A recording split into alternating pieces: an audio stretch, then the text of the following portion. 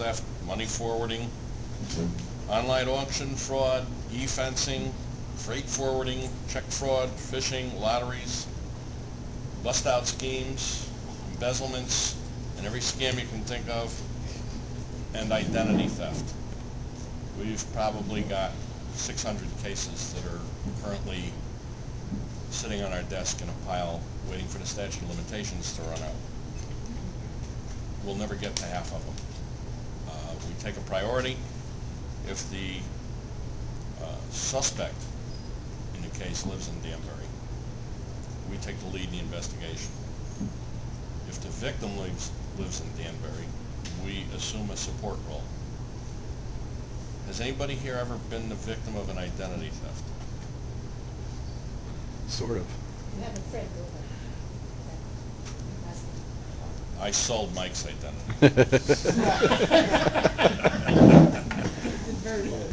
I brought a few of the. bought a few of the expanded FTC. This is the one that we give out to victims, because everything about how to deal with identity theft is in here. The other handout is basically a how to avoid it, and that's what I'm going to try and do today, is just give you a handle on how not to be sitting in front of my desk telling me that you want me to take your case because your identity has been used. And I would almost be willing to bet that with the amount of people that are here right now, 2 of you may be identity theft victims and not know it. Just basically 3 identity theft situations. 2 of them, the most common, is what we call a true name identity theft, and those are the kind that people don't find out about. They don't find out about it until they go to buy a house and they get a bad credit report. They don't find out about it until somebody comes looking for them because they didn't pay their taxes. True identity thief, true identity theft, he is actually working. They're taking the withholding out of his paycheck. They're taking his Social Security out of his paycheck. He is that person. He gets credit cards. He pays his bills. It's going to go on and on and on until some event leads you to find out that that's happening. Your defense against that is to get your annual credit report. Read it carefully and see who has checked against your credit. And if somebody there checked your credit and you don't know who they are, or you don't know why, because you haven't applied for anything, you're probably an identity theft victim. And I can almost guarantee it. With this number of people, 2 of you are. The account takeover is different. An account takeover, you find out about those pretty quickly, because what happens there is they assume your identity, and if you have MasterCard with, let's say, Citibank, using your identification information, they just notify MasterCard or Citibank that you've moved, and this is your new address. The bills start going there. They're using your charge card. They're not paying the bills. They'll open a new charge card, but they're not paying the bills. So that type doesn't last long.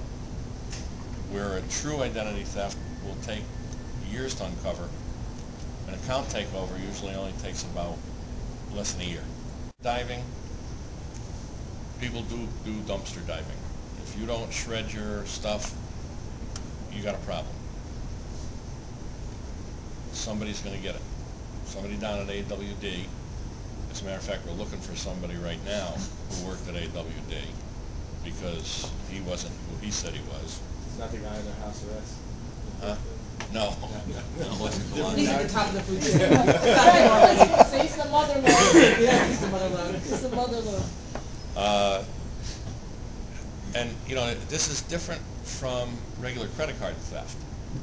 Okay, credit card theft's another thing. I mean, we've got a couple of Chinese restaurants in town who we've had skimmers. If if you don't know what a skimmer is, it's about the size of a pack of chewing gum. Holds it in his hand. You give him your credit card at the table. On the way up to the cashier, he runs it through his hand. He now has all the information on the back of that credit card.